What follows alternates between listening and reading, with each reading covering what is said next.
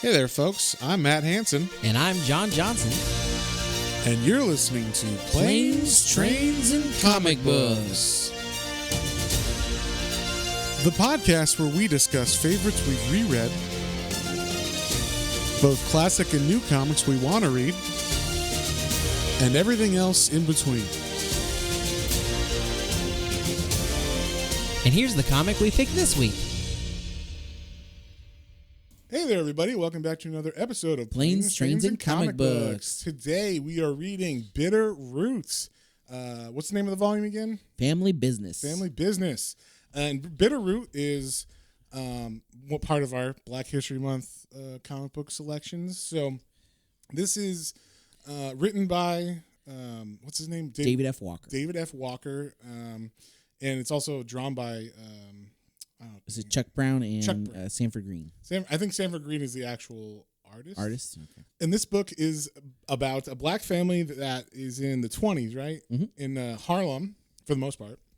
Yeah, but the majority of the story takes place in Harlem. There's a couple other side places. But. Yes, and it's about like the family is a group of monster curers. They're like curers. They're not hunters. Yeah, exactly. Because I would have said hunters, but they're not really. They're purifying the soul. Yeah, they're purifiers. That's what they kind of call them. And so what the monsters in this book are called Janu, and which I don't know. Is that supposed to be like Chanu? I think there's like a monster that's already called the Chanu. The Chinu, yeah. I assumed. But. Okay.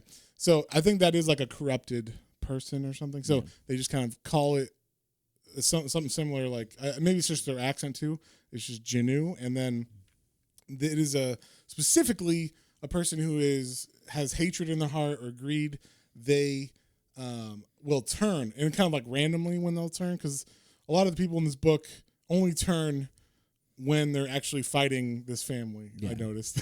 So it's like they're normal people until the family comes to fight them, and then they turn into. But some of the people aren't. Some of the people are already like full-fledged Chinu. But some of the monsters, they turn when they're fighting the family. So we start off in Harlem, in New York, in 1924, and it is a roaring and a rumbling. It's the roaring 20s. It's the roaring 20s. It's very music heavy. There's this is a great page. First page of this is like a double page spread, and you just get the like full ambiance and excitement of what it was like in the 20s with this music. I guess this thing called jazz. Yeah, it's this thing called jazz. I don't know if you ever heard of it. But yeah, it seems like there's just a band playing and there's a bunch of people dancing and everybody's having fun. And then there's a couple that leaves the dance, and they were, they're still dancing outside. That's how fun this dance was. And they walk into a park. And something happens. And something happens. But we cut before that happens to the next night because they see something. They're like, ah, and then it cuts, right? So we cut to the next night, and we are introduced to the first two main characters of this family, which is Bessie and Mama Etta. And Ma Etta is like kind of the matriarch of this family, and she is I don't know if there's a word for it. Did they say like what it's called when they can do magic but with like roots? So like they distill different kinds of roots and make potions that cure these Janu. Yeah. And I don't remember a specific name of it. I don't even know if it's considered magic when they do it, because they call it a science. So it might just be that they're considering it like a science. Yeah, because the grandma Etta specifically says like the women in the families are more of the science, the brains, the brains based. So, but it kind of seems like maybe it's science because they're doing it like kind of like if they were cooking or something. There was a mixture, like a proper ratio of elements or whatever. So they have to mix this much root and this much of that root and whatever. They make a different serums. Yes, and so they're in the kitchen, or this. I don't know if this is the kitchen or just an area down in I'll say it's the laboratory. Because I don't see a sink or anything, so it must be just like a laboratory. But they have all their roots there, and they're making this solution. And then on top, you hear like thud thud thud, and like what's going on upstairs? And Bessie is saying like I should be up there with them, and Ma Etta's like no, you shouldn't. And then we cut to upstairs, and we see the next two characters of this family, which are Cullen, who is a skinnier, more younger man. He's like a scrawny, scrappy dude. Yeah, and he's like new at this apparently. He's training still on how to defeat these monsters, or at least trap them so that they can purify them. They have like these big boxes that are made of metal, maybe iron or something, I don't know. And they lock them in there, and then they're able to give them the serum, which purifies them and turns them back into humans. So Cullen is kind of losing at this fight. They have there's two Chinoo they're fighting on the roof. One of them is already in a box. Maybe Berg got that one on his own. He's the other brother up here. Yeah. I don't know if we said that, but then Berg is just kind of like, you got it, bro. You got to learn someday how to fight these things on your own. So I'm not going to help you. And Cullen is he's just like sipping a cup of tea. I think Berg was probably one of my favorite characters. Berg is cool. He's got he's very loquacious. He's got a very extensive vocabulary. Yeah. And he like, for example, the first line he has is, Cullen, might I offer a bit of sagacious insight to your current predicament? So he's very, like we said, he's got a lot of words, what are those called? $10 words. Yeah. And it's fun because his character, he like, when you look at him, he comes off as like the Big juggernaut, burly. the brute of the group, which, I mean, not to say that he isn't, but he's also like, he's very knowledgeable. It's fun. He got the brains and the brawn. Yeah. And so Cullen is not doing too well. He does get a couple punches off. He wears these like battery gloves, I guess. They're powered by a machine on his back, like a backpack.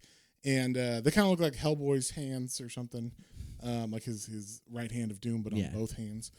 Hey, now that we're looking at this, I just realized you told me the wrong name, John.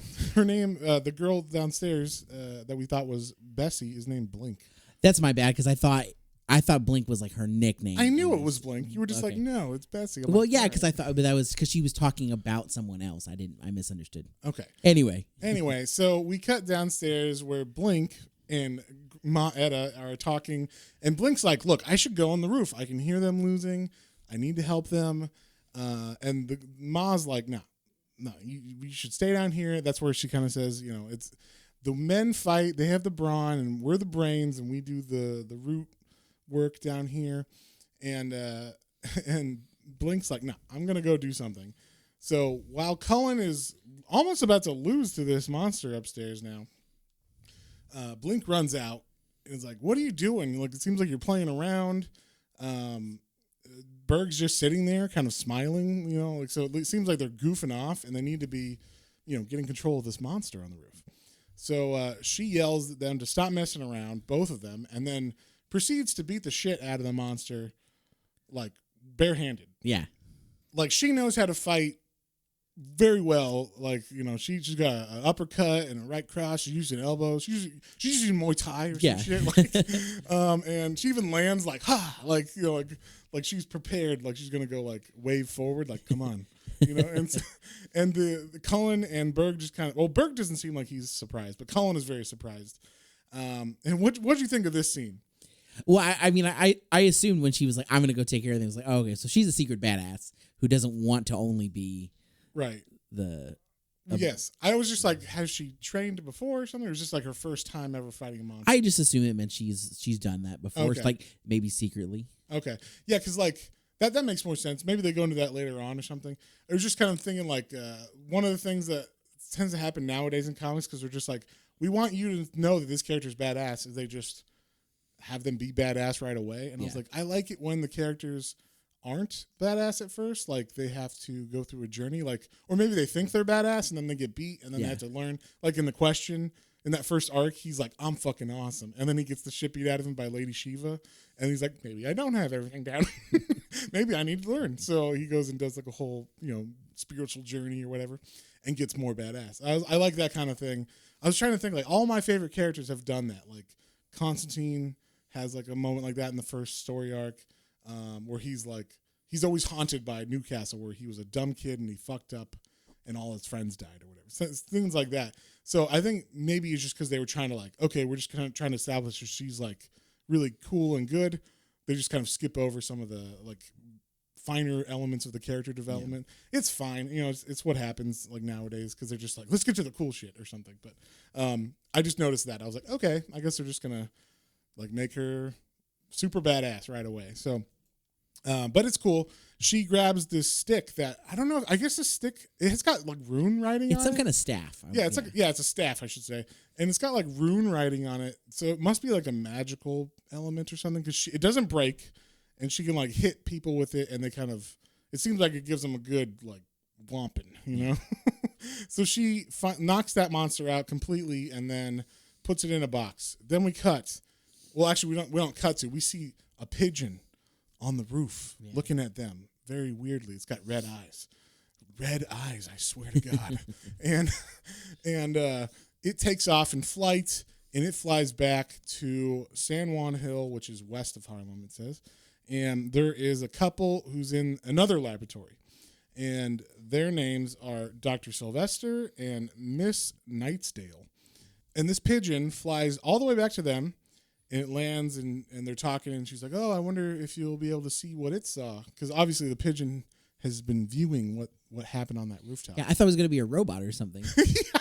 Yeah. I was like, what are they doing? And then you just see, like, the guy take him, like, yeah, we'll have to see what it saw. And then Sylvester grabs it, and then you just hear, like, chomp, and, like, it crunches the bird. It eats the bird, basically. I kind of wish it was a little bit more graphic instead of just, like, because at first I was like, did he smash it? And then there are feathers coming out of his mouth in the next scene, but I kind of wish it was a little bit more like there's a bird in Maybe his you mouth. said like a little foot a leg hanging or out. something. Yeah. There are feathers, but I thought it kind of the way that the panel was drawn, it could have just been like he smashed the bird and the feathers like poofed up and are in front of his face. Yeah. So it's just kind of like maybe because the panel was so small or whatever, they only fit a certain amount of it.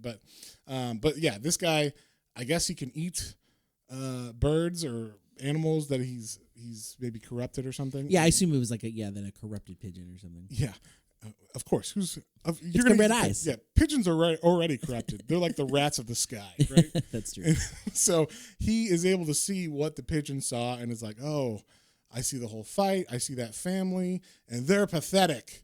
And they really don't like this family, this couple here. And we find out that we find out that the family, which is called the Sangerye, Sangeres, I believe. Yeah.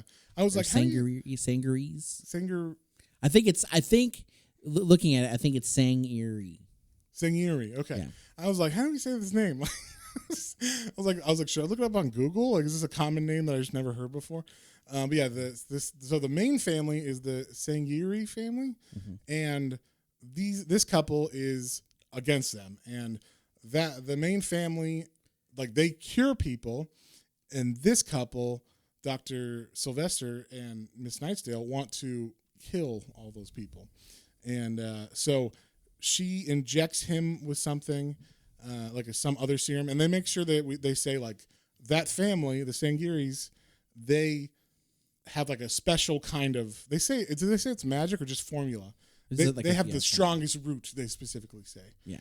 And so he injects it into him, and then we cut back to the family, and they have a very similar looking vial. As Grandma Etta is holding it, and I guess this is the serum that they've made from the bitter roots, and they give it to, or they bring it up to the roof to give to the monsters.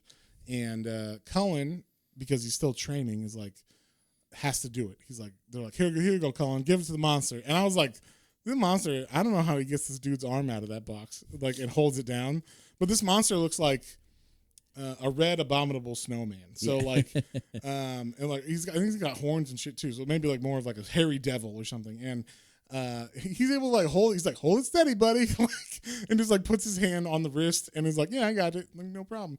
And he's like kind of nervous, but he eventually does put it in there in the guy's arm, and then the person inside of that monster comes out and like transforms back into the person. So the monster is now purified, I guess, of whatever caused him to become this Jinnu, and which I think is, like they said later, or they say before, it's like hate and greed turns people into this.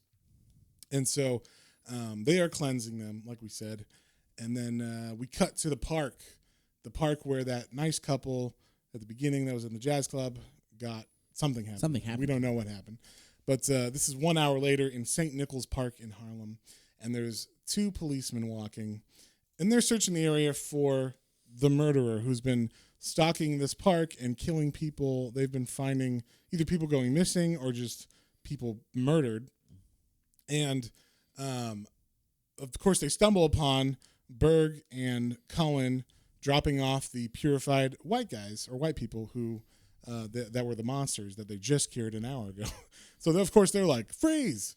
And of course, because this is like the 20s and they're black, it's like, okay, well, they're probably automatically assuming they're suspects, which they are.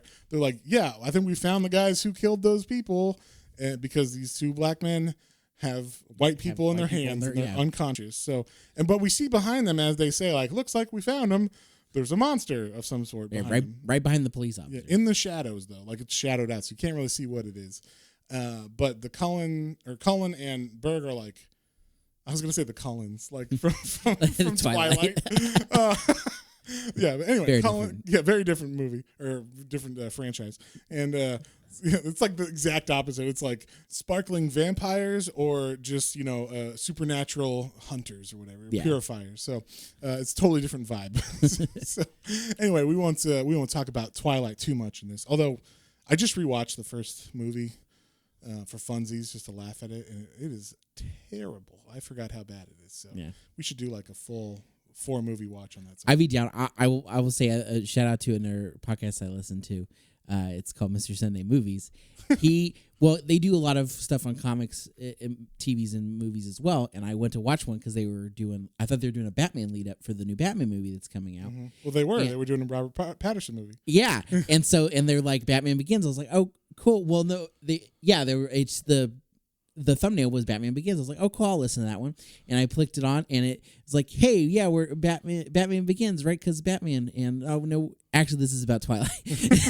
And nice. Then they did the first Twilight. It was a great fake out. So nice, I like that. I'll have to check that out. But anyway, back to the comic. So the police have their guns trained on the Sangerye boys, Berg and Cullen, and they don't see the cops don't see the monsters behind them. But Berg's like, hey, like, you might want to look behind you, and then like, good try. Like, we're not going to take our eyes off you. And he's like, hey, don't shoot. You're in danger. And the cop's like, you threatening us? And just like escalates it crazy. And then as Berg says, don't shoot, back to him, the cop, the younger of the two cops, shoots at him like 6 times. And Berg is able to block them with his staff. So that, like I said, that staff is obviously magical or something, or is made of some adamantium or something, because the bullets just bounce off of it and like fall down. So Berg is actually nice about that, and it's just like, I said don't shoot. And so he doesn't beat the fuck out of the guy, but it doesn't matter because the policemen die anyway. They get decapitated by the monster that was behind them the whole time. And we see that this monster looks a bit different than the ones that were before on the rooftop.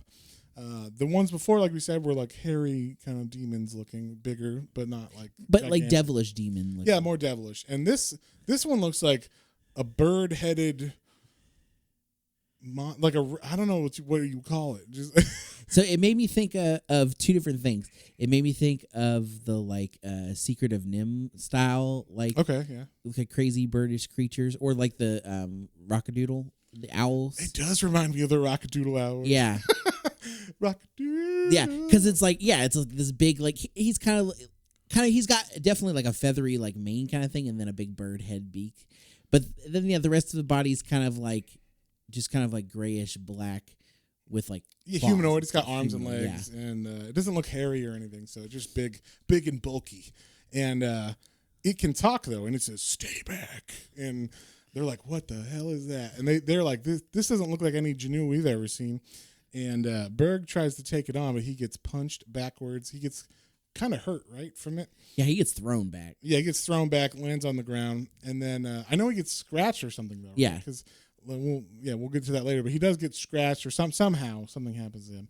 And then we cut to Mississippi that same night, and we see there is a African American man who is getting surrounded by KKK members. Yeah. And they are about to murder him. I guess it looks like they're about to burn him on a cross or something. Like they're going to something, but there's people yelling, hang him and stuff too. Like it's weird. Yeah. So he is fighting them, and as he's fighting them, he pulls one of the hoods off of the men, and we see it's a younger looking dude who's obviously white, and that guy gets really mad and says, "You son of a," and punches this guy. And the white guy proceeds to say, "This'll learn you not to mess with no white women." So apparently this guy is in trouble because supposedly he was, I don't know, slept with, or at least fraternizing, or just assumed to be like something with white women, which they don't like. So they actually, okay, here we go. They were going to hang him because they have a noose ready. And as they're about to hang him, someone starts shooting, and it turns out it is another relative of the family, and his name is Ford. Yeah. And he is a badass. I was like, I like this guy. He's got all these cool guns that shoot. It looks like they kill. I mean, he just kills them. I don't know what he shoots out of it because it is got like it's got these little cool vials. Yeah. It's kind of steampunk, the way they draw their weapons and stuff. Like even Cullen's gloves and backpack is kind of like, for the 20s, it's more like steampunk or whatever. It's not so sci-fi looking. It doesn't look futuristic, but it has these little vials that I guess have like the root formulas in them. And I was wrong. I don't think it kills them, because in the next page, he's like, "We got to get out of here," or whatever. But he definitely leaves them injured at least, and he's got the black man that he just saved. And that was the first issue. It leaves you on that cliffhanger. And one thing, I know you wanted to talk about this. There was an alternate cover for this issue by Mike Mignola. Oh, no, just in general, I was going to say at the end, there were a couple of alternate covers. And specifically, this one by Mike Mignola is, because his art is just fantastic. It looks so cool. I was like, he should draw like a full issue of this. And there's another one by Ben Oliver. We probably see it later. It was like a really large like monster head, and like one of the family like coming at it. It was really cool. Like there was some really cool variants. There was one by like Bill Sinkovich too, which was very cool. So he got some good talent. Besides, I mean, the interior art is very good. Yeah, but the variant covers were very cool as well. So we start chapter 2. We're back. We start in Mississippi again, and we find out that the monsters are not dead. The other Klansmen do come back to life, but the white guy that punched the black man that was going to get hung, he wasn't part of them, or he wasn't shot at least. I guess this guy who's part of the family, what's his name again? Ford knows that he's not a monster or a Janu. But that guy, the white guy, doesn't see, the people behind him, and he's like, "You killed them. You killed them all. You killed all our people. We weren't even doing anything." He basically says like they were just innocent people, and you just walked up and killed them all. And then he's like, "Really innocent?" And he turns the white guy turns around and he sees all of them are like these monster people now that kind of look like demons. And the white guy, who's named Johnny, right? That's his name. So Johnny is like, "Oh my God!" And he freaks out, and Ford goes to shoot them again, basically. And he doesn't purify him, right? He just after like he doesn't he say like, "Oh, I just kill him straight up." Yeah. So I guess like he's got to shoot him a couple more times with this serum, but eventually it kills them. And so then we cut back to the park where Cullen is with Berg, and Berg is down. He's not feeling good at all. He's still able to talk, but the bird monster is like standing over them, and he's just like, "Step aside." And he says their name, Sangerye, and they're like, "He knows us." Like Cullen's like, "How does this work?" Or whatever. Yeah, how does this Janu know that? That's weird. Yeah, and so this monster is there to steal the white people that were Janus that they cured earlier. Yeah. So those people are like starting to wake up now. I guess they were passed out from the serum, but now they're starting to wake up. And actually, one of the cops, I thought both of them got decapitated, but apparently one of them just got like mortally wounded, but it was still alive. And he pulls out his gun. He's like, and "You're gonna pay for this." And he shoots the monster and kind of distracts from what was going on. But that gives Cullen time enough to try to attack the bird monster with a stick, but he gets thrown as well. Or not with the stick, with the staff, I should say. But he gets thrown as well. And Berg's like, "Cullen, you have to retreat. Like, we can't beat this thing." So they retreat, and the bird monster grabs the two white people that were just waking up. And I should also say that they say, like, "Oh, this is a weirder Janu than I've ever seen." And the bird monster's like, "I am not a Janu. You're so mistaken." So this is a new kind of monster that they haven't ever fought before. And then it proceeds to run away with those bodies. And there's 2 other cops that were in the comic earlier. We didn't really mention them because they're kind of like humor. They're just like side humor. Every now and then they'll show up. Kind of like Sam and Twitch from like Spawn or something. Like every now and then they'll just throw a couple panels of them like looking at a murder scene or whatever, and then they always say something interesting or funny. So one of the cops is like an Irish guy, and the other cop is African American, and they have like a banter between them where the Irish guy's always like, "Man, your people are at it again," and the black cop's like, "What do you mean by you people? I'm not part of them. They're the weird Sangerye family," and it's always like they're always at like Sangerye murder scenes or whatever, or like crime scenes. So that's their banter back and forth generally. Then we cut back to Mississippi where Johnny, the white guy that is part of the KKK, is taking off his hood now, and like you said, he's blaming Ford for killing all his buddies.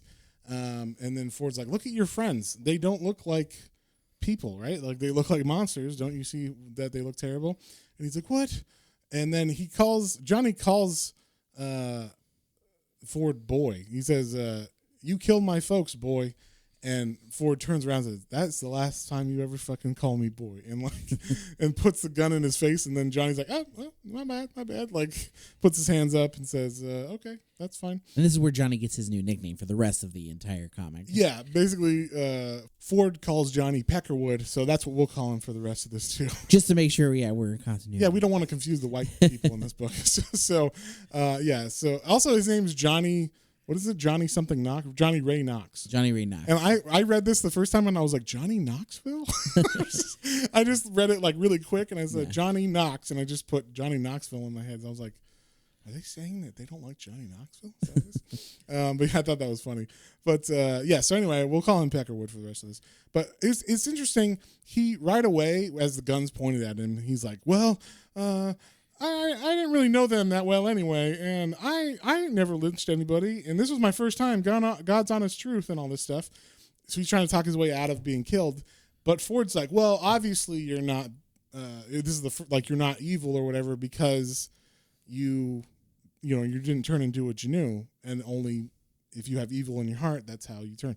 So, or hatred in your heart, I guess. Yeah. So I just thought that was kind of weird that like the switch is so quick with Johnny or Peckerwood, and he was literally on the last page in a Klan's robe punching a black man about to hang him. It was all peer pressure, and what he was even if it's still an evil act, it seemed like he really hated him when he was punching him in the face. Yep. About to put a noose over. Said they were going to hang him. Yeah. So I thought this was a very quick turnaround for Johnny, but kind of like maybe the fight with Blink where she can just kick ass right away. Maybe they just need the story to progress faster, or they want it to. Yeah. And so they just they don't give him that full arc of how he changed, because you could have had him still be like racist and say like, he still kind of says stuff every now and then, but like more often be like still like, I'm with you because there's a monster and monsters are worse than black people. But there's definitely a hierarchy, and I'm going to say things every now and then to you, and then eventually over time in the book, I will be changed as a person or something, So, but his switch was quite quick, very very quick. Which like I said, it's fine if you're just trying to push the story forward. But personally, I'm just like, okay, like we just have to accept that as an audience and buy it. But me, I'm like, I like a little bit more reason for the change kind of thing. But so he follows Ford as Ford walks away because he's like, oh, I know. Or I guess Peckerwood says, hey, if you think this is bad, there's actually stories of another monster guy further north or whatever, or further south. I don't know where the fuck, further away. Yeah, so I bet I know where more of these Janu whatever are than. Yeah, so he's like, okay, take me there. So he takes Ford to a place. Then we cut to San Juan Hill again, and we're back in Dr. Sylvester's laboratory, and we see Miss Nightsdale is gone, and but there's a bird that the bird monster appears. So we're like, okay, the bird monster's part of Dr. Sylvester's, and personally, I thought that Dr. Sylvester was the bird monster because he got an injection right before this. So, but apparently the monster is actually Miss Nightingale. Miss Nightsdale. And so she transforms back and drops the white people on the floor. And it turns out that she brought them back because they're purified souls now, and like for sure they're purified because the Sangeryes like were bringing them to drop them off in the park or whatever after having purified them. So they knew 100% these are pure souls. Yeah. So he can, he is like a monster, and he uses the roots to like suppress his monsterness, I guess. But he's some kind of different being, and he can eat the souls or is powered off the souls of like pure people or whatever. So, or purified people. So he actually like absorbs the souls of these white people, and that's how he keeps alive, I guess, is he can feed off that energy.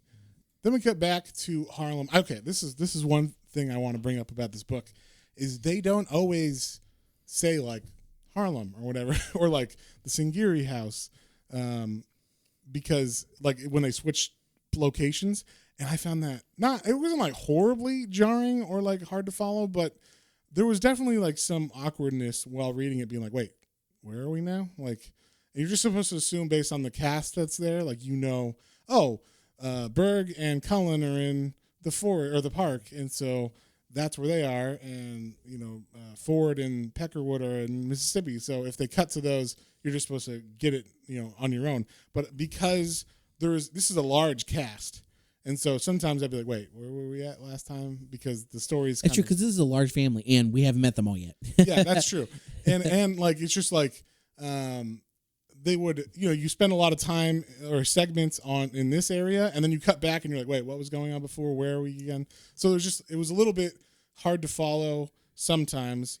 It took me like, I'd start reading and be like, wait, where are we now? And then also like in this scene, Cullen and Berg come back from the park. So you're like, wait, are they in the park still? And then it was like, oh no, they're back at the house in Harlem. So I just had to remember that. And I just thought it was a little bit clunky or whatever. So not like anything terrible, but I did notice it for sure when I was reading, and it just like it didn't flow as well as it could have, I think. But they bring Berg and Cullen and Berg come into the house at Harlem, and they're like, we need to help Berg. Something's going on with him. And Berg has been corrupted in some way. It seems like this is like the last page of this part of the book, and they show him, and he looks all like gigantic, and he's still, the funny thing is, as this giant monster who's like got green skin and red eyes, he still kind of has the same shape. He's not fully transformed into a monster yet, but he definitely still talks like himself, which is a funny concept. It's kind of like if Hulk had very, very high vocabulary or whatever. So it's kind of like a funny juxtaposition. So there's my $10 word, juxtaposition. But yeah, so I thought this was cool. If later on I feel like they're going to keep him not cured and like make him like the Hulk of the group. So he'll kind of be like Smart Hulk or something. Yeah. Which would be cool. I don't know if they do, but that's kind of how I thought. Oh, that could happen. Then we start at chapter 3, and we see the police are out in full force. And this is where chapter 3 is where you have a lot of the storylines going on all at once and kind of overlapping. And the first page here literally has all 3 different places where things are like kind of going down, like the main story threads are. And they all have like a little bit of overlapping either bubbles or characters into the panels as well. So yeah, It's a little. So unless you're like, oh, I'm 100% on what's going on and what people are where, you're reading it and you just kind of continue and they're like, oh wait, no, this is a different scene. They do delineate like colors and stuff, but it just is like, okay, sometimes this page might not be as confusing, but then later on in this issue, for sure, there's like panels that float in another scene that are from another place or whatever. So it kind of was confusing to me, at least. I don't know. Maybe not everybody felt like that. Maybe I'm just a stupid comic book reader. I'm not as smart as you should be. But yeah. So like we said, the police are fighting, or they're looking for the murderers of those cops that were in the park. Yeah. And they went to that club that was at the beginning, and they are beating the shit out of all the black people that are there, just, on a rampage. Hey, what do you know? Blah, blah, blah, blah. Yeah. Like, just not, yeah. Yeah, and that was the other thing about this page. This next page is like a double-page spread where the top is the cops, and they kept the color scheme of the last page, but I was like, wait, how do you read this? Because there's a lot of bubbles all over the place on the bottom, like speaking bubbles, and the middle is yellow, so you're supposed to read all that at once, and then the bottom is purple, so you're supposed to read all that at once. But if you didn't know that, you could definitely follow them in the wrong order, which I did the first time, and was like, wait, that doesn't make any sense. And I was like, wait, okay, I get it. Now I get it. I had to like Also, I'm reading this digitally too, so it was kind of like shrunken, and I'm like messing with the size so I can see what's going on. So I wasn't seeing the full page all the time at once, like you're supposed to when you open a comic book. So that might have been what it was too. Maybe in an actual comic book format and like physical, it is easier to understand and read and follow. Probably. If I had to guess, that's probably what it was. So I'm reading from a digital medium. Well, see, and then that's just Amazon and all these companies ruining the comic book. Ruining the comic. Well, now you have to think about that. I guess when you write a comic or you release a comic, it's going to be put out digitally for sure. Yeah. So like, not that you have to think about that, but just like on any medium, if the medium changes, you're going to have to like rethink. Even Marvel and stuff, or the main companies, when they got better paper in the 90s, or in the late 80s, they had to rethink of how they colored stuff, because now all of a sudden the colors are like super vibrant on the new paper, and it didn't used to be on shitty newsprint. And so they had to like reconfigure how they did coloring. But it took like a year or two of like, oh, we have different paper. Some of these issues are coming out weird looking or whatever. So just interesting. So anyway, back to the comic we're reading right now. Sorry about the tangents today. We have little we like pop-up video basically about comics and stuff every now and then. But like we said, the police are attacking in Harlem. The Sangerye family is trying to figure out what to do with Berg and how he's transforming into a monster. And then Ford and Peckerwood are going to this old Civil War dude's house, who's like, because this is in the 20s, so I assume he's wearing a Civil War hat and he's got a Southern flag on his doorstep or whatever. So I'm assuming he actually fought in the Civil War and was on that side. And so Ford comes in to talk. Actually, I'm sorry, Peckerwood goes in to talk to this guy, and the way he's talking to him, it's just Ford's not even in the room, because obviously this guy's racist. So they're talking, and he's like, Peckerwood's like, hey, do you know why there would be monsters anywhere at all? Like, have you ever heard of monsters in this area? And he's like, why do you ask? And then Ford comes in and says, well, I'm asking because we need to know if you like know where these monsters are coming from, because apparently maybe this guy knows like where a doorway is or a portal to the other world where these new kind of monsters are coming in, not Janu, but something else, something different. And that was there's like a couple, because there's two different types of monsters that they explain how humans become these monsters, and then there's also a portal to hell where other monsters come from. There's a lot of different monster generating areas in this comic. A little different monster lore between the two different kinds. You got to separate that out. But they I think they explain. Yeah, I think it fits, but like it was just like now that I think about it, I'm like, oh, that is kind of weird that there's literally a portal to hell that has monsters, and there's two different types of monsters that are specifically human monsters that are only happen when you get corrupted or something horrible happens to you. So this old Southern man, Civil War guy, he's like, oh, come here, and he tries to eat Ford as he's turning into a monster. He looks like a goblin or something, right? Yeah. Like a traditional Lord of the Rings kind of goblin or something. But he's all green and everything. But Ford is able to take him on pretty good, shoots him, doesn't really have a problem killing him. And that's where he's like, hey, we need to find out where, like, if there is a portal here, and because he's heard of portals and whatnot. We'll find out later why he's heard of portals, but he knows that there's like portals to other dimensions where monsters come from. Then we cut to San Juan Hill in Harlem, in west of Harlem, where Dr. Sylvester and Miss Nightsdale are, after he has eaten the souls of the two white people. And we get like a back history on what happened to them. How have they transformed, or why are they like the way they are? And basically we find out they were from Tulsa when Black Wall Street was attacked. And so from that massacre, they were like two that survived, and they found each other there. And I guess they are a different type of monster than the Janu. their type of monster comes from like unending sadness and despair that you feel when like something really tragic happens. So specifically, they feel like that obviously because they were at Tulsa, and that's why they have transformed into these monsters or are able to, and they're only keeping it at bay for the meantime until they're like ready to do their full plan where he's like gonna Hulk out and go crazy and everything. So, and apparently they are contagious because when she scratched or threw Berg, he became infected and is becoming one of these monsters slowly.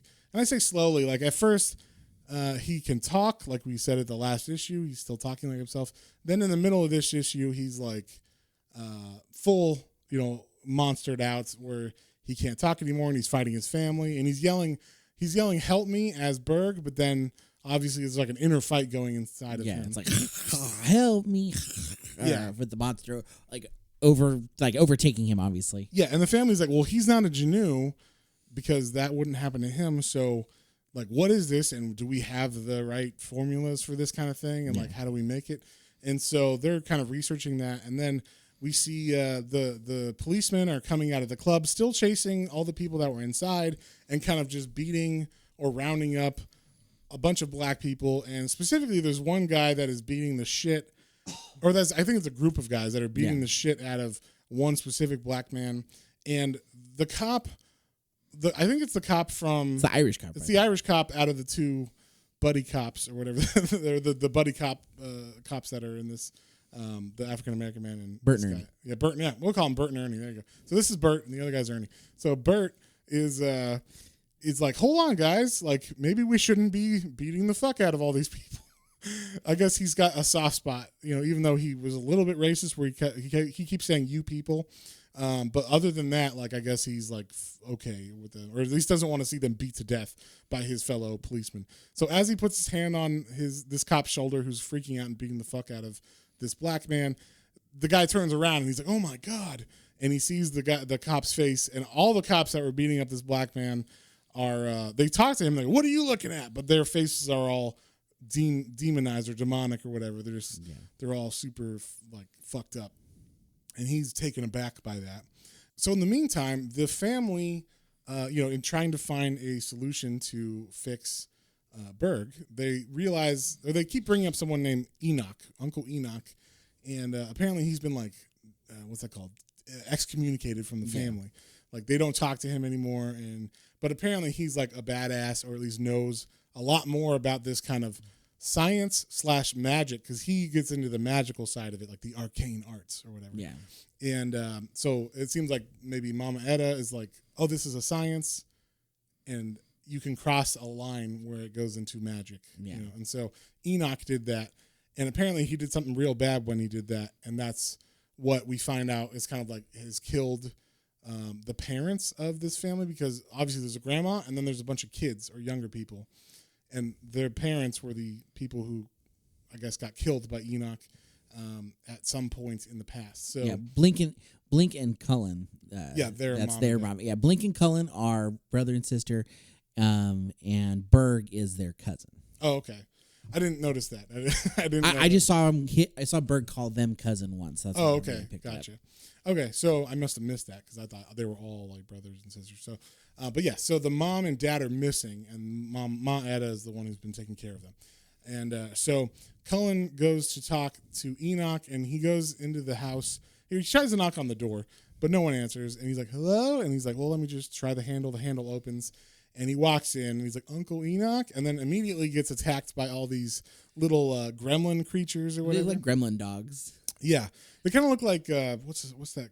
There's a game like Ratchet and Clank or something. Oh, Ratchet and Clank, yeah. Yeah, is that what it is? Yeah, that's okay. So he looks like Ratchet. Is it Ratchet? Yeah, because Clank is the robot. Oh, fuck if I know. Oh, yeah. I don't play games, so I saw a commercial once when I was 11. They look like demonic chihuahuas to me. Yeah, there you go. That's a good explanation of them. So yeah, but they also have like cyborg arms. Some and of shit. them do. Yeah, that's So So he gets attacked by them, and then Enoch comes out and is like, whoa, whoa, whoa, guys, he's not a bad person. But he's also like, what the fuck are you doing in my house? like, you think you could just walk in my house? So Enoch kind of, we see he's definitely, he's definitely dabbled in the arts. He's the Constantine of this family, I guess. Yeah. He got people killed. He's a badass or whatever, and you only call him when things are really bad. So then we come back to the house in Harlem where Berg is like destroying everything. He's broken out of his chair. He's trying to attack his family. He's fully monstered out, like we said. And Mama Edda's like, all right, not in my house, and you've gone too far, and I'm not afraid to. If I have to take you out, I'm going to take you out, my way or whatever. So she puts on Cullen's little backpack with gloves, the power gloves. We'll call them power gloves. And she starts to beat the shit out of him, which I thought was funny. Like grandma can still beat the fuck out. Oh yeah, of you. yeah. Show grandma was a badass. Everybody in this family is somewhat of a badass. Yeah, for sure, in their own right. And so then we cut back to this is like where I said they keep cutting back to like one page. So we cut back to Mississippi without saying we're in Mississippi, and but you're just supposed to know because Ford is here. And he's looking around the cabin of that Civil War guy that he just beat up that was like a monster. And he finds a map on the back of a painting of Jefferson Davis, and who, if you don't know, was the president of the Confederate States of America. And he finds a map that has all these dots on it that are like, it's a map of America. And it's all these dots of portals or like portal locations where things from hell or from the portal can get through. And so he's like, we got to go back to my home. And Peckerwood's like, what? Where's home? He's like, Harlem. So he heads home. So he's got to go home too. He's got to get with the family. Yes. And then we cut to another area where it is now, we cut back to that outside of that club where the police have turned into monsters. And in the meantime, after they've turned into monsters and the other cops are like, what the fuck is going on? And I was like, why did some of them turn into monsters and not all? Because only some cops have hate in their hearts. Okay, the other ones I think they're justified in the murder. I guess I don't know. I don't. It was a little odd. Yeah, so there's definitely like a little bit of inconsistency with who turns and what. It's kind of like, is it convenient for the story or not? Because like we said, the Irish cop Bert is Bert and Ernie aren't there. They're fine. But they still like beat people or arrest them at least, or, whatever. So like, I don't know. And like we said, Peckerwood, he was a KKK member, even though he might not have lynched anybody yet. He was literally about to. Yeah, he had the hood on and everything, and then punched the guy. But he didn't turn. And then he quickly was like, "Hey, buddy, we're friends now, Ford, and I won't call you that word you don't want me to call you anymore." Yeah. So, but so like we said, it's kind of inconsistent. But like we said, it's just kind of pushing the story forward. Yeah, I think it's just moving the story. You can kind of suspend disbelief because it's comics. Don't take it too seriously. But it's just little things I noticed that some writers like really go out of their way to like explain why this happened or add another storyline of maybe extend the story of some of those characters so where they don't have like a quick change. It gives it like over a couple issues or whatever, which I prefer. But some people don't care about that. So anyway. Back to the cops. There's, like we said, there's cops who haven't changed, and they're pointing their guns at the cops who have changed. And then Dr. Sylvester, who is now, he's like roided out. He's like fucking hovering. He kind of reminded me of Jafar when he goes genie. Oh yeah, that's kind of exactly like. So he doesn't turn into a snake or anything. No. I just like when he's like, okay, I want to be a genie, so he goes like all big buff. And red. Yeah, that's what it reminded me of. Yeah, because his eyes, Dr. Sylvester's eyes are fully red, and he's flying. He's like hovering. And yeah, he is. He's fucking ripped. And yeah, he doesn't look. He looks like. At first, I was like, "Is this a different person?" Because he literally like bulked. It looks like he just went on. When he was Dr. steroids. Sylvester, he had glasses. He was like kind of like thin, nerdy vest. looking, like in his apartment / lab, and like you kind of saw like him when he was taking the souls. Like obviously something was happening to him, but this is the first time we fully have seen him. So just seeing him on the page appear. Yeah, I did think it was someone else at first. I was like, who's this guy? Until I was like, okay, no, this has to be him because that's him like Hulk or whatever. So yeah, he's fully transformed and he's like, oh, don't worry, I'll kill these people. I'll get my retribution because he's like we said, he was in Tulsa. He's fucking mad at basically all these people, anybody who's got hate in their heart, specifically white people that were like terrorizing black people. Yeah. He's like, I'm going to murder all of you people. So even though they're demon looking or whatever, or corrupted, he can still like eat their souls now. I guess he just pulls their souls out of their body and like murders. This is cool. No forgiveness, no retribution. It just like this, like it's almost like a liquidy kind of a soul, but like ripped out of their bodies. Yeah, it's almost like the soul's in there, and when you rip it out, blood and viscera come out too, because it just rips it's so like attached hard. to everything. I guess. Yeah. It's like tendons and sinew or whatever pull out. Yeah. Then all that gore comes out too. And the cops' faces in this were funny. They just look like, holy shit. But that's what I was saying. Like, you see Bert and Ernie both here, and they were at this Harlem thing, assumingly terrorizing the black residents of this area and the people that were at this dance hall. So it's kind of like, okay, are they? I get that they're the comedy relief cops, but they're still like bad people, right? Like, I don't know. Sometimes it's a little bit murky in how they're going with some of the characters. But anyway, so we see he's able to like just rip, like we said, the souls out of these people, and he's just murdering these Janu that have been corrupted.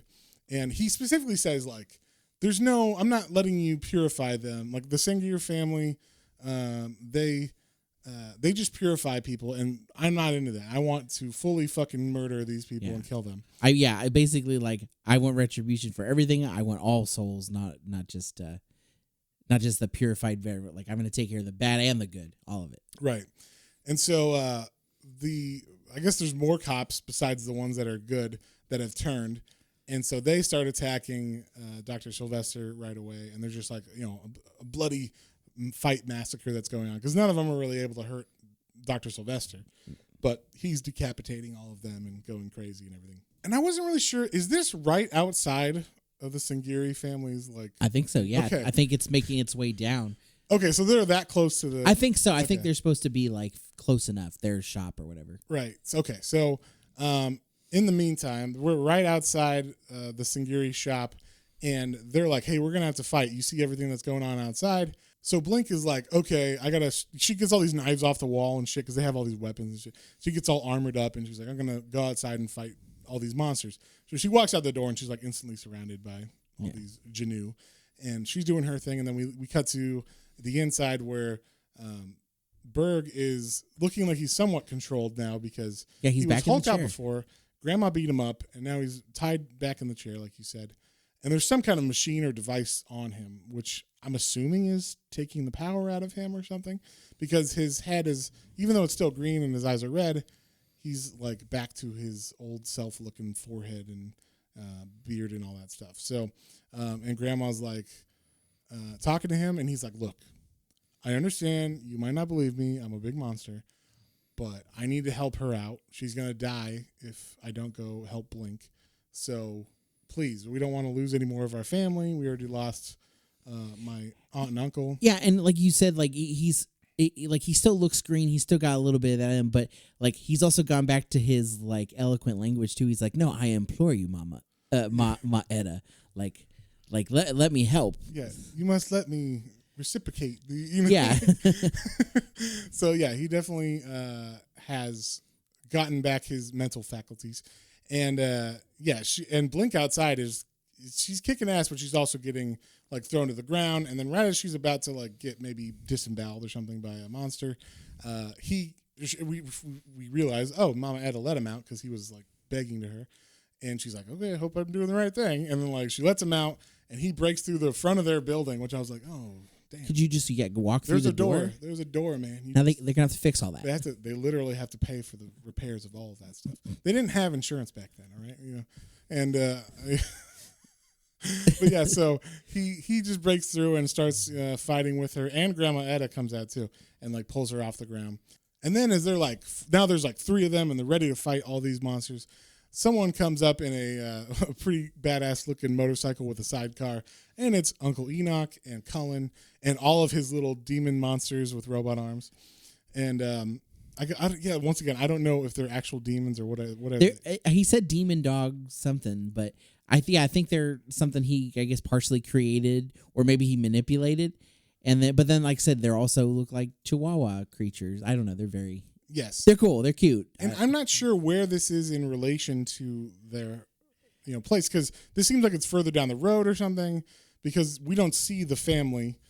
We just see them kind of pull around a corner, and I thought, oh, they're there, but they're not. But they're not quite there, yeah. And they hit a police car that was being driven by a Genu policeman or a monster policeman, and they kind of like breaks their motorcycle, and then they like bump it and swerve around it, but then they get knocked in the side real hard. Oh yes, you see like watch out, and then they don't know what hit them, and then we see on the very end of the panel it's the big bird creature. It's who's Miss Nightsdale. Yeah, Miss Nightsdale. So Miss Nightsdale is fighting them now, and she's like Sangerye, so happy you could join us, and like they're going off. Like both her and Dr. Sylvester are happy that this is all going down. They finally get to murder a bunch of people and get revenge for everything that happens. But now Cullen seems to have kind of, I don't know, grown up a bit in the last couple issues, because maybe talking to Enoch, he's gotten like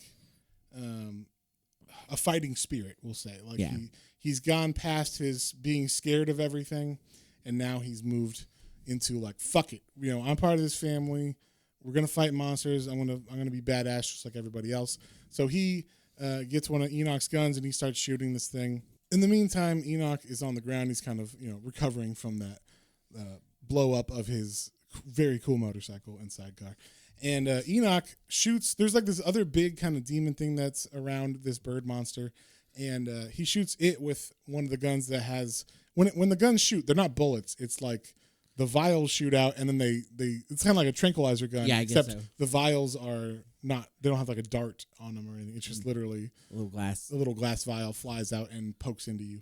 So he shoots that monster, and it starts to change him back into a human. And then he begins to shoot at the bird monster, who's Miss Nightsdale.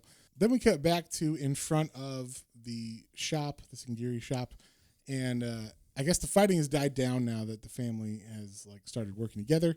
And this part was a little confusing to me, because there's people outside and they're like, "Holy shit, there's monsters!" Like actual humans that see this giant hulking green version of Berg. And then the rest of the family who's got like knives and shit, and like they're all warriored out and everything, armored up, and they just saw all these cops that were monsters, murdering demons, people, murdering people, and then they got murdered. So there's a lot of stuff going on that these humans saw, and it seems like they're like, what the fuck? But then then we cut to the inside, and it doesn't say like time has passed or anything. You're just supposed to assume that time has passed, I guess, and we see the people that were outside that were in disbelief are now waiting in the room while Ma Etta works on I guess one of the guys who got corrupted or scratched or something, who's turning into one of the Genu. Yeah, she said she's trying to stop the infection from spreading in it. Yeah, because I thought it was only people that had the hate in their heart were the ones that were in despair. But then it's like, well, that's why I was saying it's kind of confusing, because we have 3 different types of monsters. Yeah, there's the despair monster, who apparently can infect. There's the Genu monster, and then there's the ones that are actually in hell, in the hell dimension. And we don't know what they have to do with any of this or whatever. So, and then also they say what the despair side, like when you're in such despair and you go through such pain and heartache, you become another type of monster. What's that monster called again, John? Inzondo, that's right. So that's like you become that when you have so much like despair and stuff. So that comes from obviously very horrible things happening to you in your life. And Enoch is telling Cullen about these things, and basically he's explaining that that's what Dr. Sylvester and Miss Nightsdale are. They're this other kind of monster that's not a Genu, it's an Inzondo, and they can infect you with a scratch or whatever. So kind of like zombies. And I guess that kind of makes sense, because like if you're feeling helpless and in despair, and that can spread to other people. So right. You get the basis behind that. Yeah, and so as they're walking, they are then confronted. Now they reach to the part of the street where the Dr. Sylvester is, and he, like we said, he's all hulked out, and he's got a bunch of new monsters with him, because he's, I guess, transformed a bunch of people that were attacked into Inzando's. And then, and this is where he gets like full Jafar'd out, which I thought like he really looks like Jafar, and like when he was like ultimate cosmic power, and like that. He's got the face. He also looks like there's a bad guy in Berserk, who's I can't remember what his name is, but he's some kind of like Middle Eastern king or whatever, like emperor. And he looks a lot like that guy too, because the way that he draw, because that's all like demons and shit. And so like when they draw his face all demoned out, it looks like this too. So, but yeah, he's shredded, and even his pants have been torn off now. His pants have been shredded. Yeah, they're not even pants anymore. It's just like he wrapped himself in like a little loincloth. Shredded loincloth now. That's what he's got. So, like we said, Cullen has kind of stepped up to the plate as far as fighting. So he's like, "Don't worry, I got this, Enoch." And then we cut back to Ma Eda's place, where that person that she was trying to help has full Jinnooed out, basically, and is trying to attack her and some of the other people in the house. And we see that we get like a nice fight scene with Ma Eda, where she's like, "How dare you do that in my house," basically. And she picks up her staff, which is different than the one that Berg has. It doesn't have writing on it, but it has like a circle at the top. Yeah, loop at the end. And not like a shepherd's crook or whatever, but it's like a complete loop. Yeah. So it's kind of like a special looking staff. And it probably has magic powers or something, because when she hits that demon with it, it flies back and just flies out of the room. And it doesn't even, because their whole house is destroyed in the front, or the whole like parlor or whatever, she hits it and it flies out of the whole building. So yeah, it's pretty hard. Yeah. And everybody's kind of like, whoa. And then they look outside the building and they see, oh, there's like a shit ton of monsters, and they're not Jinnoo. They're like these new, more badass looking monsters that are like, each one kind of looks unique per whatever I guess they're maybe feeling, or how their despair is. But they look pretty badass. I like the way that they looked. But then as they're about to attack that family, and Ma Eda's like, and everybody's kind of bracing for impact and fighting, someone shoots the monsters, and all the monster heads explode. And then we see, who is it but the long lost, is he your cousin or something? What is Ford? Their uncle, their other uncle or something? I think it's other uncle, yeah. Maybe he's Berg's dad or something, but yeah, maybe it is Berg's dad. I don't know. They don't say what relation Ford is, but basically Ford comes because he was with Peckerwood. I like Peckerwood looks like Jimmy Olsen in this or something. As the further he gets away from the KKK meeting, he looks more and more innocent and young and less terrible or whatever. So like he looks more like Jimmy Olsen now, and he's got like a little space between his teeth and everything, and he's got the little floof in the front of his hair, the little swoop, I guess you call it. So Ford, he's not here to heal anybody. He's kicking ass and taking names. Then we cut back to Enoch and Cullen, who are trying to shoot Dr. Sylvester, but it's not working. And we see behind Dr. Sylvester, there is in fact a portal. So Dr. Sylvester has found a portal, which is probably the portal that Ford came back to protect or whatever, or make sure it didn't get open. But he has opened it. And Cullen is fighting him and is like, "I got this, Enoch." And he runs at one of the monsters and grabs the neck. And Enoch's like, "Wait, no, don't." And Cullen gets pulled into the portal, and he flies into hell or wherever the portal goes. Yeah, and this is one of my favorite panels, actually, because it starts off big, and when he's grabbing it, and he falls back, and he gets pulled into the portal. And then as he's like falling into the portal, then the panels like fall and get smaller and fall off the page. I thought that was really fun. Yeah, it was good. I liked it. And then we're on the last chapter now. So Cullen falls into War World, wherever the fuck this is, some kind of demon hell dimension, and someone finds him, and we're like, "Wait, who's this person?"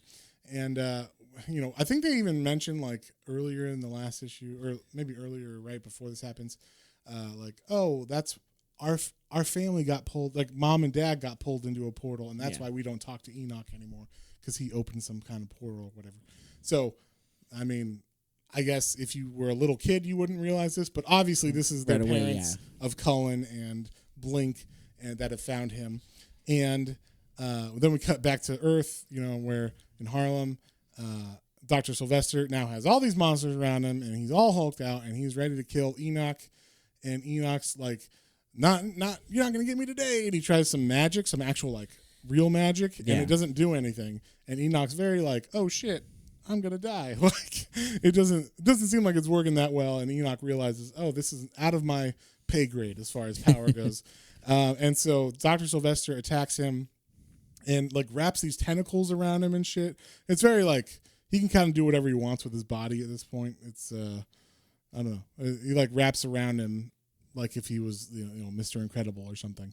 And then right when he's doing that, we see the family come out and they're like, hey, like you think you can just fight him, fight us or whatever. And they begin to fight for Enoch and start beating up all the monsters. And even Blink puts on the power gloves and fights literally like just straight on, starts punching Dr. Sylvester. So she's actually doing a pretty good job. Yeah, and she gets a couple good ones in there. Yeah, which could, I mean, if you think what didn't work on him, that's pretty good.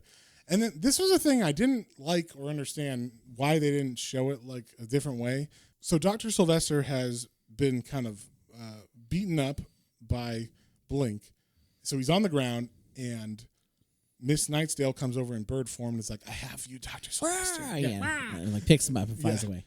No, she doesn't fly away, does she? Yeah, she's starting to fly away. Oh, okay. Well, as she's flying away with him, Ford takes out like his fucking rocket launcher, basically, and they don't show him shoot. So I was like, what happened here?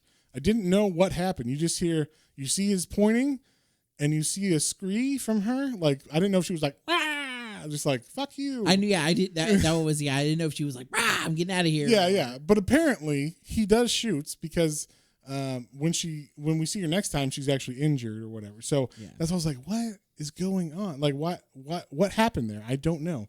They could have. I don't know why they didn't show the blast happening at least out of the muzzle so that we could understand. Oh, it's shooting, and when we see the bird scree, we're like, okay, that's what happened. But certain things like that just was a little bit. Just a little, yeah. Or they could have literally, the next page could have been the continuation of what happened to her. So we and well, I get the cutting to another scene or whatever, another area, but just all you got to do is draw a muzzle blast at the end of this gun, and you're like, oh, he shot it. But it just shows him aiming, and then scrah, so we don't know. There's no boom or anything, or blast, or any kind of onomatopoeia sound or anything. So we don't know what happened until you see her next time. You're like, oh, I guess she was injured by that, which is in a couple pages. So that was the problem I had. But anyway, we see the family is now like recovering from that fight, and they start talking, and they're very much like, we fucking hate you, Enoch. God damn it, Enoch. Why are you even here? It's like, I didn't go get me. Cullen came and got me. Cullen came, and they're like, by the way, where is Cullen? And he's like, about that. Cullen got pulled into, the hell dimension, and they're like, what? That's what happened to our parents. So that's what they reveal. How dare you? Like, you're the whole reason. That's the whole reason we didn't watch you. Yes, and so, he got Cullen and apparently Blink's other parents, pulled into the hell dimension. And then we cut back to beneath the city, where I guess Sylvester has another lair. I guess so.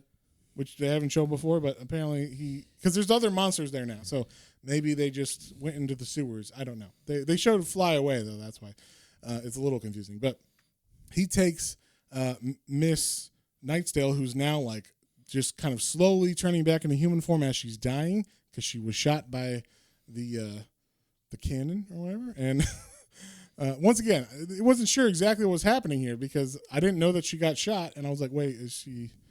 They don't show blood or like a hole in her side or anything. You know what I mean? Like this would have been the perfect time to show a giant wound. Like her arm is off or something. You know what I mean? Or, a leg has a fucking hole in it or some shit, or her side. But they don't show any of that. So it was kind of like, okay, I guess she's dying, and he pointed a gun at her, so I guess she got shot. I don't know. But she actually offers her soul up to him because she's like loves him because of what they've kind of trauma bonded through and everything in Black Wall Street in Tulsa. So she's like, hey, I want to give you the last of my soul so you can have some strength to fight the Sangeryes. And so he's like, he takes it like, fuck those Sangeryes. Like they killed my love or my at least friend that was bonded with me, because they don't really. I didn't know if they were in love or not. Yeah, they didn't. They were obviously bonded, and they were like, we have each other's backs. but they didn't really make it a love connection. And they could have, obviously. because she gets naked. Well, when she turns into a human after she first attacks those policemen and meets the Sangeryes for the first time, she's naked. And it could have been like, now there's a love scene, or he looks at her or whatever and smirks or some shit like, oh, they have a sexual thing. They don't do that at all. So he just, I was like, he's got a strong mind because he just stares right at her eyes. There's no, even when she turns around to like go put her clothes on or whatever, he doesn't peek or nothing. Not in this comic. So I was like, good on you, Dr. C. He's got bigger fish to fry. He does. He's got time to worry about this. No, yeah. He got time for women. Exactly. Like that. Not like that. Yeah. I mean, he wants to kill them or suck their souls out or whatever, but not like that. So then we cut to hours later, and everybody's still like recovering from what happened, and everybody's yelling in the family and pissed off. We see the I guess it's Bert and Ernie. Is that who it is? Yeah. So Bert and Ernie are feeding people with soup outside that Ma Etta has made because obviously there's this giant cataclysmic events in this neighborhood, and no one else is helping them. The city's not going to help Harlem, so they're helping themselves. And there's like an argument between Blink and Etta about like, what are we going to do? There's a fucking monster that kills everybody and all this stuff, and he's too powerful, and we got to figure something out. And Etta's like, well, I mean, we can think about that, but we got to tend to the immediate needs of like the community or whatever. So, and we even have Peckerwood serving these people. That's what I was saying. Like, he has really transformed in the last 2 days. So yeah, he went from KKK member to feeding unhoused people, or like people that were hurt by this whole fight displaced. Thing. That's where you're going for. That's what I was looking for. That's my $10 word. Yes. So he was displaced is your $10 word. That's the word. It's like a $5. Terrible word. Yeah. So anyway, they're displaced from this fight scene, this fight that happened, or cataclysmic event in this community. So yeah, he's just feeding them, which I thought was funny. He's complaining about having to hold the pot, and the policeman's like, yeah, you have to hold the pot. And he's like, why do I have to hold the pot? He's like, because it's heavy. So it's kind of like, okay, that's his penance for being in the KKKs. He gets to hold the pot. You get to hold the heavy pot. Yeah. So we cut to the inside of the house that, isn't really inside anymore because it's part of the outside because there's no wall because Berg burst open the front of the building. And we see Enoch has concocted a different kind of root serum that he's going to cure Berg with, and he gives it to him, and it does cure Berg, at least in this comic. I can only imagine that, because he says, I feel like there's still something there, but for the most part, I feel like myself or whatever. So I feel like maybe he does get to Hulk out later on, and that's what I was kind of alluding to. And as he's kind of like, oh, I feel good or whatever, tentacle shootout, because guess what? Dr. Sylvester, he's pissed off that his love or his friend died, and he goes directly at the Sangeryes and just begins attacking everybody in the front of this place and with all his monsters and everything.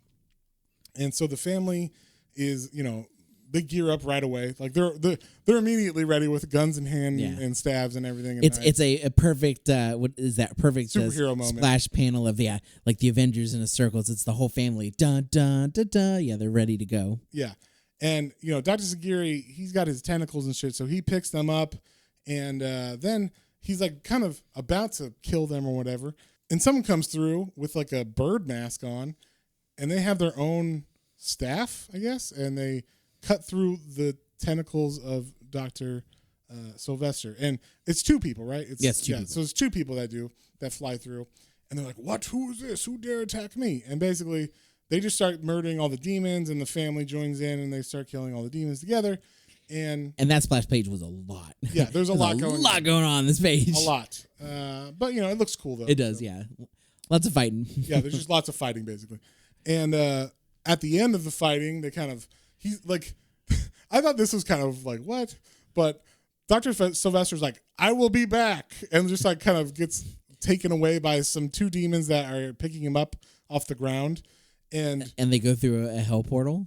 Like, Yeah, I don't know. I assume that's what he was doing. I looked like they were going through help. They go through something. It very much felt like an Inspector Gadget, like, I'll get you, Gadget. Yes. And like he just gets away at the end. Except if Gadget was in the room with him and Yeah. like had handcuffs and a gun ready, but he's like, oh, I guess I'll get you next time. Yeah. Like, because they literally are like, just let him go. Like we got a more important fish to fry here. So they just let him walk out. And then the kids are like, wait, who are you? And then the people in the mask, obviously we know who they are, but they're like, they demask and it's like, oh. Well, they say like, you know who we are, Blink and Cullen or whatever, and then they take it off and it's their mom and the other person. This is kind of surprising. This is a little bit confusing, and I want to get your take on this. The other person takes off their mask and it's Cullen, but he looks aged like 10 years. Yeah, he looks older, like he's seen some shit. Yes, he's got scars on his face, but the mom, she looks older, but she looks as old as I would think she would be. Yeah. For, I don't know, maybe she's supposed to be super old. I don't know. I guess she, maybe, I don't know. To me, she seemed like, okay, yeah, it's the mom. Like that one made sense. Right. And she looks to be from the panel of the right age. Right. That's what I thought too. But then when they showed Cullen, I'm like, wait, did she not age and he did, or what happened here?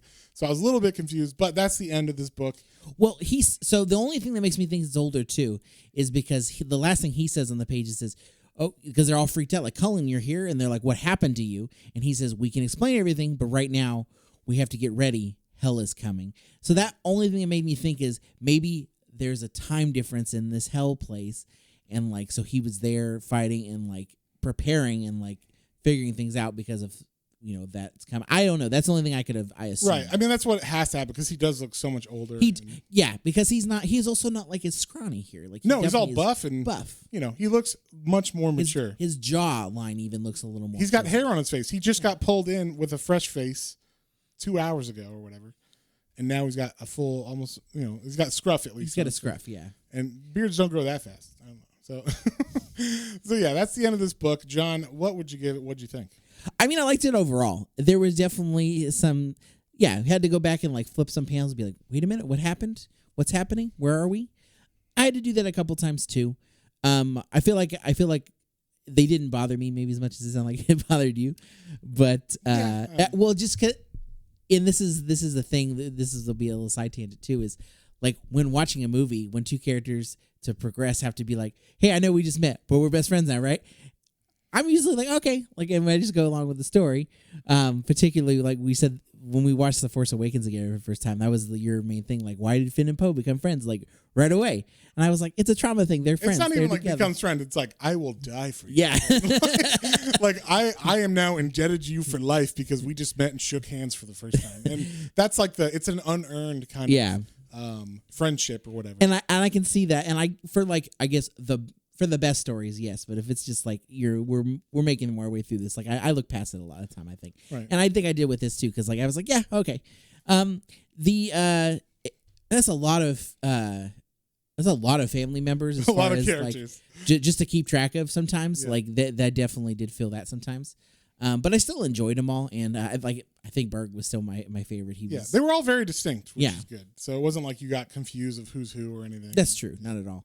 But yeah, overall, I mean, like we said, we didn't really go as hard on, but like the art is great. Like, oh yeah, it was very not very often did I have any issues of like, oh, like it looks like they like kind of left things out here. They didn't go as hard. No, it was super detailed. It's definitely stylized. It's got its own kind of cartoony feel, but in like a good way. Like, oh yeah, yeah, it was great. So I liked it all very much. I'm gonna give it a 7. It was solid.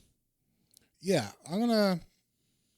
I didn't know. I was like, I like you said, I'm giving it a 7 because of where I went with it. I don't say that like I felt like yours would probably be a little lower than mine. Yeah. Well, the thing is, I had a fun time reading it. It was like, it was fun. It was kind of like, as long as I didn't think too hard about everything, it was fine.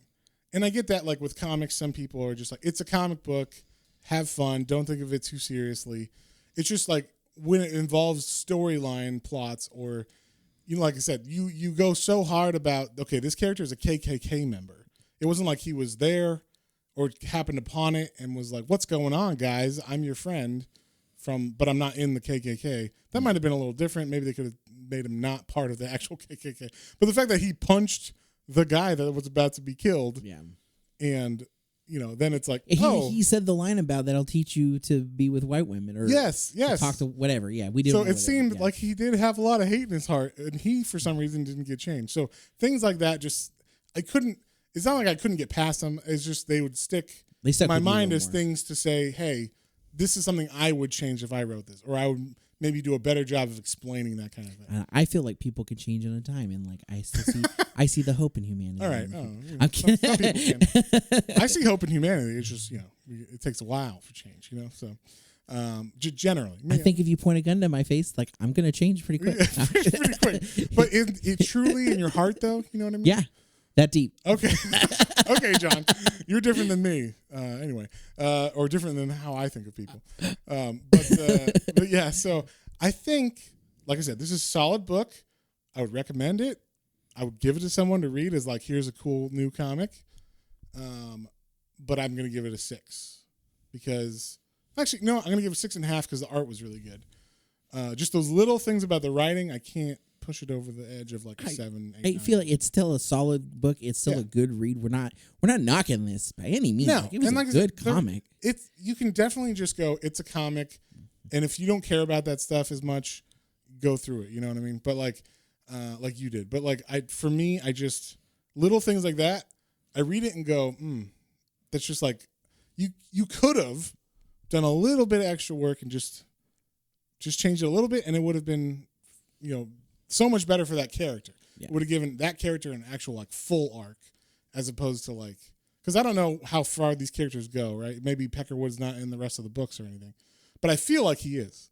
You know what I mean? Like, or I feel like you have these cops that are supposed to be like Bert and Ernie, or like the humor elements of the police force, and we're supposed to like them. But also, but we did just see them beat up on people. Right. So like maybe we have to make them not beat up on people and be like, I'm not going to join in with that guys or whatever. Like I don't like the way this is going. Maybe we should sit around the corner while this is happening. And so like maybe they're not evil. Maybe they look the other way. Yeah. You know what I mean? Like, so at least they're not as bad as like the other ones.